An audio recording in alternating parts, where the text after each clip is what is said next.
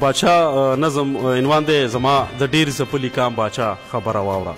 زما د ډیر ځپلي کام باچا خبره واوره. د خپل بېوسه وطن بیا تا ته اختیار درکوو، واک د خپل کلي درکوو، هم یې د ښار درکوو، حقدار د بولو بیا په لاس کې اقتدار درکوو، د یو بدلون په صداقت لوی افتخار درکوو، درپسې ځو روان یو لقب د سالار درکوو، رسۍ د عدل او انصاف تا ته تدار درکوو، د حوصلې دوا اوس هم لکه بیمار درکوو، د مینې حد دی درجه درته د پلار درکوو. زما د ډیر ځپلي کام باچا خبره واوره.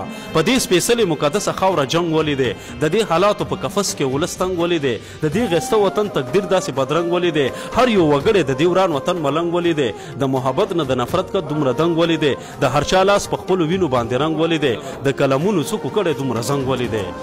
زما د ډیر ځپلي کام باچا خبره واوره. ستا په زولۍ کې اچوو د امیدونو تخم، درنه ضیا نشي زموږ د ارمانونو تخم، په هر یو فکر په هر یو ذهن دی راخور ستا د فکرونو تخم، کرو به ځمکه د احساس د الفتونو تخم، د زړه په للمه غواړو ستا د کردارونو تخم، هر څوک راوړي دلته د خپلو مذهبونو تخم، لرې کول غواړي له دې ځای د ورونو تخم. زما د ډیر ځپلي کام باچا خبره واوره. په تورو ورځو کې د جنگ پړ ته اسمان دامن، په ځمکه جوړې کړي کوترې ماشومان دامن، ورباندې خپې کېږدي د پاسه دښمنان دامن، په مرۍ ناستې خودغرضه قاتلان دامن، یوړو له ځان سره هر چا ګور د ارمان دامن، کېږدي نومونه په بچو اوس افغانان دامن، ته ورته وکه په غوږونو کې اذان دامن. زما د ډیر ځپلي کام باچا خبره واوره. دا په مرمیو سورې شوي دیوالونه ګوري، دا په بارودو سوځېدلي مکتبونه ګوري، د بېګناه خلکو په خپو کې زنځیرونه ګوري، زخمي سجدې او شهید شوي جوماتونه ګوري، د خپل ولس په ډکو سترګو کې سوالونه ګوري، په دې سوالونو کې دننه ځوابونه ګوري.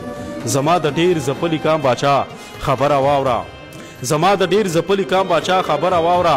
د دې نظام تکمیل پکار دی، بل نظام پکار دی، د دې تیارو خلاف باچا جدي اقدام پکار دی، د دې سپېڅلې خاورې قدر احترام پکار دی، چې وي صادق داسې رهبر زموږ د کام پکار دی، مبارزې ته خو د وسیله دوام پکار دی، د ولس خوب نشته باچا د دوی آرام پکار دی.